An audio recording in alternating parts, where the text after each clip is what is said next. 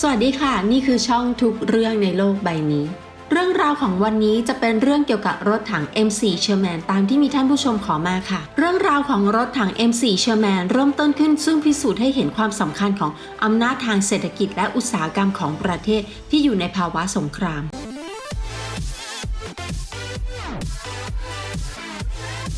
ดังที่คุณเห็นจากแผนที่ของสหรัฐอเมริ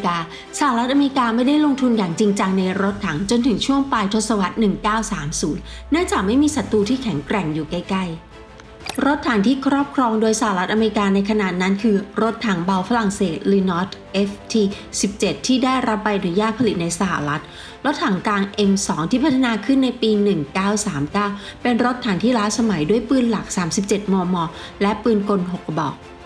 อย่างไรก็ตามสงครามโลกครั้งที่ 2 ปะทุขึ้นเมื่อวันที่ 1 กันยายน 1939 เยอรมันยึดครองโปแลนด์และฝรั่งเศสด้วยการโจมตีอย่างรวดเร็วโดยรถถังขณะที่ยุโรปล่มสหรัฐเริ่มกระวนกระวายใจจึงเร่งรีบที่จะเตรียมแผนทำการสงครามในปี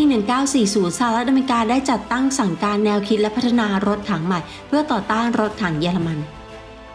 ความต้องการของกองทัพสหรัฐสำหรับรถถังใหม่นั้นถูกแนะนำดังนี้เมื่อพิจารณาจากรถถังแพนเซอร์ 4 ของเยอรมัน 1. น้ำหนัก 30 ตัน 2. ความหนาของเกราะ 39-75 มม.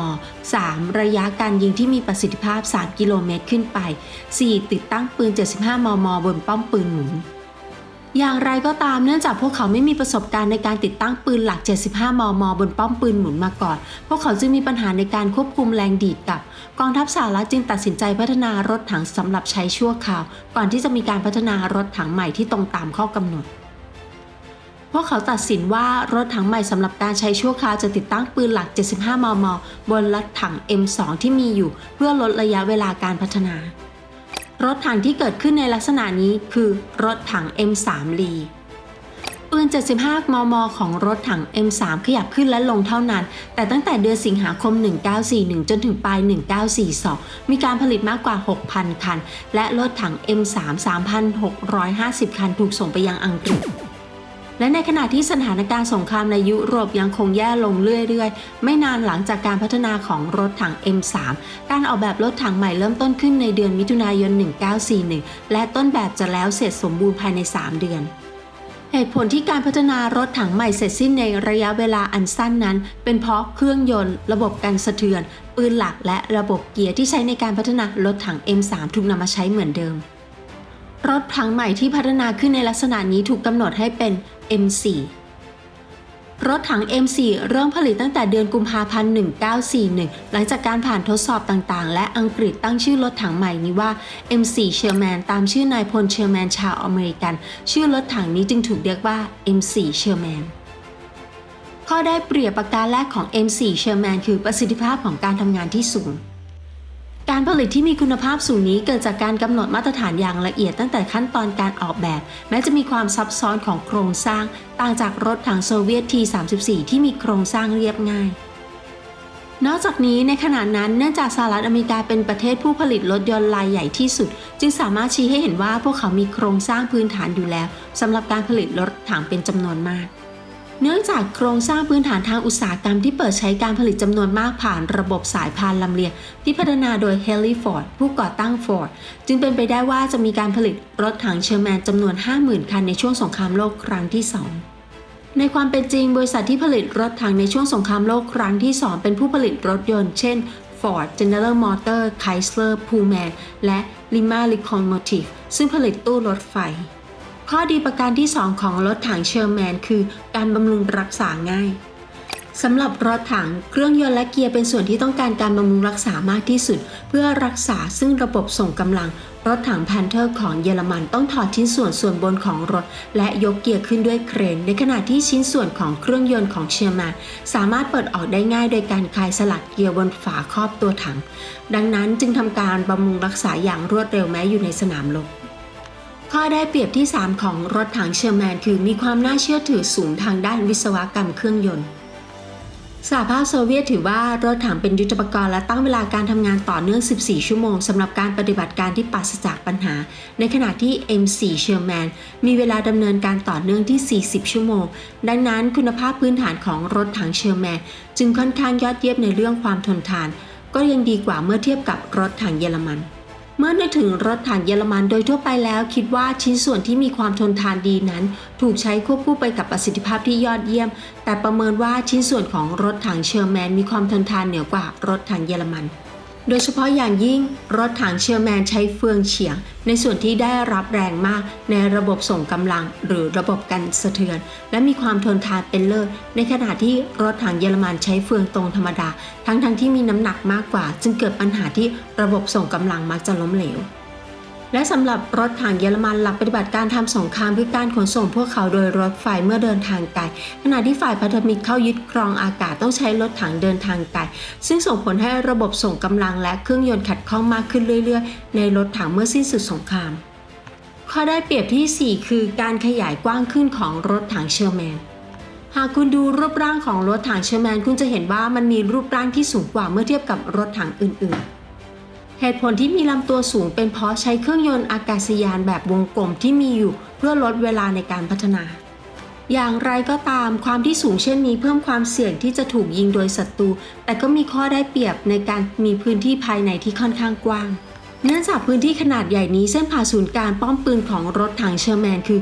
1.8 เมตรซึ่งค่อนข้างกว้างเมื่อเทียบกับรถถังกลางอื่นๆในสมัยนั้นสิ่งนี้ให้ความสามารถในการปรับขนาดที่ยอดเยี่ยมซึ่งสามารถเปลี่ยนเป็นปืนที่ใหญ่กว่าได้อย่างง่ายดายโดยไม่มีการเปลี่ยนแปลงที่สำคัญในตัวถังตัวอย่างเช่นอังกฤษใช้ปืนรถถัง 76.2 มม. ที่ผลิตขึ้นในประเทศของตนในรถถังเชอร์แมนรถถังคันนี้คือ Sherman Firefly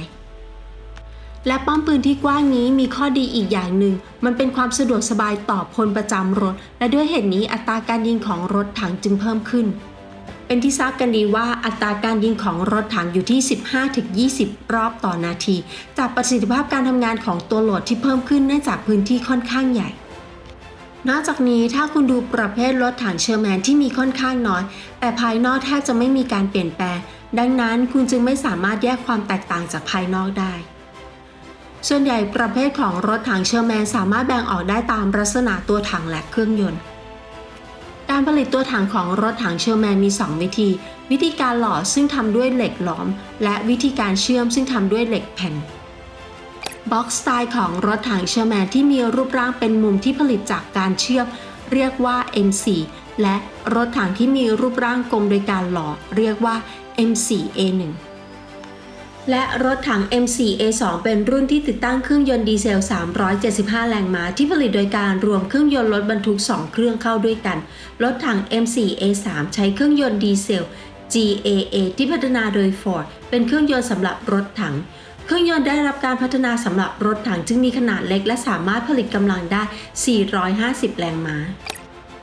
รถถัง M4A4 ใช้เครื่องยนต์ A57 ซึ่งเป็นเครื่องยนต์ที่สร้างจากการรวมเครื่องยนต์ของรถยนต์นั่ง 5 เครื่องเข้าด้วยกันสาเหตุที่ทำเครื่องยนต์รุ่นนี้คือเป็นเครื่องยนต์ที่ผลิตขึ้นเพื่อใช้ในยามขาดแคลนเครื่องยนต์อากาศยานและเครื่องยนต์ดีเซลรถถัง M4 Sherman มีประสิทธิภาพในการรบจริงอย่างไรรถถัง M4 Sherman ถูกใช้ครั้งแรกในแนวรบแอฟริกาเหนือในช่วงฤดูใบไม้ร่วงในปี 1942ในเวลานั้นเปิดตัวได้อย่างประสบความสำเร็จโดยแสดงความเหนือกว่ารถถังเยอรมัน Panzer III และ Panzer IV แต่วันแห่งความรุ่งโรจน์ก็มีไม่นานในวันที่ 6 ธันวาคม 1942 ที่แนวรบแอฟริกาเหนือได้พบกับรถถัง Tiger 1 ของเยอรมันและรถถัง Sherman 5 คันถูกทำลายในเวลาเพียง 15 นาที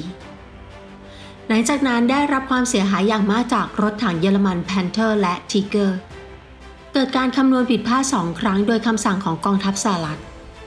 ประการแรกคือกองทัพสหรัฐทราบข้อมูลแล้วว่าทางเยอรมันกำลังพัฒนารถถัง Panther และ Tiger แต่มีการตัดสินว่าจำนวนรถถัง Panther และ Tiger นั้นน่าจะมีไม่มากพอนับตั้งแต่รถถัง Panzer IV ซึ่งเป็นรถถังหลักในการรบของเยอรมันดังนั้นพวกเขาจึงคิดว่าน่าจะเพียงพอที่จะทำลายรถถังใหม่ด้วยเครื่องบินและอาวุธต่อต้านรถถัง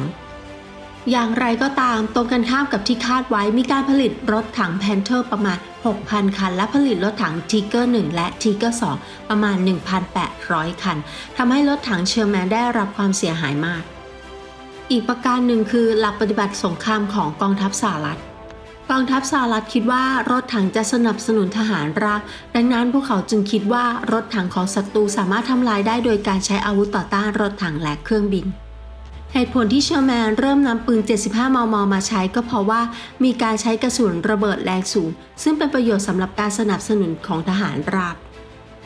เมื่อความเสียหายของรถถังเชอร์แมนเพิ่มขึ้นอย่างไม่คาดคิดกองทัพสหรัฐได้นำปืนหลัก 76 มม. มาใช้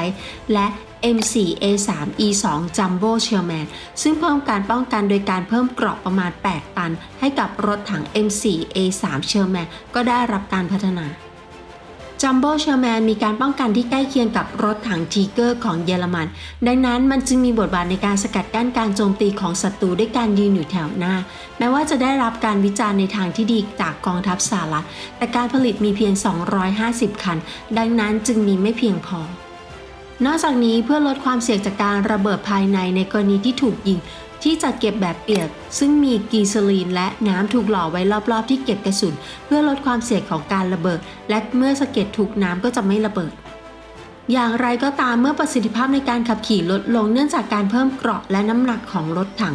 ระบบการสะเทือนแนวตั้งที่มีอยู่ได้เปลี่ยนเป็นระบบการสะเทือนแนวนอนเพื่อแก้ปัญหานี้รถถังที่เกิดขึ้นในลักษณะนี้คือรถถัง M4A3E8 หรือที่เรียกว่า EC8 รถถัง EC8 ถูกเรียกว่าเป็นรุ่นสุดท้ายของรถถังเชอร์แมนซึ่งแสดงให้เห็นถึงประสิทธิภาพที่เสถียรที่สุดในบรรดารถถังเชอร์แมนโดยการติดตั้งตีนตะขาบขนาดกว้างนี่ก็คือรถถังจากภาพยนตร์เรื่อง Furyมีการผลิต EC8 ประมาณ 3,000 คันในลักษณะนี้แต่เมื่อประจำการในเดือนธันวาคม 1944 ซึ่งก็เกือบสิ้นสุดสงครามโลกครั้งที่ 2 พวกเขาจึงไม่ได้มีบทบาทสำคัญในช่วงสงครามโลกครั้งที่ 2 ในสงครามเกาหลีที่ปะทุขึ้นในปี 1950 มันมีบทบาทสำคัญในการแสดงความเหนือกว่า T-34 ของโซเวียตและในอิสราเอลรถถังเชอร์แมนที่ได้พัฒนาเป็นรถถัง M50 ที่ถูกเรียกว่าซูเปอร์เชอร์แมนใช้ปืนหลัก CN75-50-75 มม. ซึ่งเป็นปืนที่ใช้ในรถถังเบา AMX-13 ของฝรั่งเศสปืน CN75-50 เป็นการดัดแปลงปืนของฝรั่งเศสที่ใช้กับ Panther และเป็นที่ทราบกันดีว่ามีการเจาะเกราะที่ดีกว่าปืน 76 มม. ของเชอร์แมนM50 เชอร์แมนถูกนำเข้าสู่สนามรบกับ T-34 ของโซเวียตในสงครามกับชาติอาหรับและมีส่วนสนับสนุนอย่างมากต่อชัยชนะของอิสราเอลและในปี 1964 M51 ที่เรียกว่า I Sherman ได้รับการพัฒนาโดยการนำปืน 105 มม. ของฝรั่งเศสมาใช้ M51 ได้รับชัยชนะอย่างท่วมท้นเหนือรถถังโซเวียต T-55 และ T-62 ในสงครามตะวันออกกลางครั้งที่ 3 ที่ปะทุขึ้นในปี 1967หลังจากนั้นอิสราเอลได้แนะนำรถถังใหม่และส่งออกรถถังเชอร์แมนไปยังอเมริกาใต้ในขณะที่ปารากวัยประจำการรถถังเหล่านี้จนถึงปี 2018 รถถังอเมริกันเชอร์แมนไม่ใช่รถถังที่ดีที่สุดแต่ฉันคิดว่ามันเป็นอาวุธที่พิสูจน์ได้ดีว่าชัยชนะหรือความพ่ายแพ้ของสงครามถูกกำหนดโดยการลงทุนและความสามารถทางอุตสาหกรรมของประเทศไม่ใช่ด้วยอาวุธที่ดีไม่กี่อย่างวันนี้เราได้เรียนรู้เกี่ยวกับรถถัง M4 Sherman ของอเมริกาขอขอบคุณสำหรับการรับชมท่านผู้ชมสามารถเป็นผู้สนับสนุนรายการเพื่อให้รายการสามารถดำเนินแบบนี้ต่อไปได้โดยผ่านทางเลขที่บัญชีที่ขึ้นให้อยู่นี้ขอขอบคุณสำหรับการสนับสนุนทุกรูปแบบขอให้ท่านและครอบครัวมีความสุขสุขภาพแข็งแรงพบกันใหม่คลิปหน้าค่ะสวัสดีค่ะ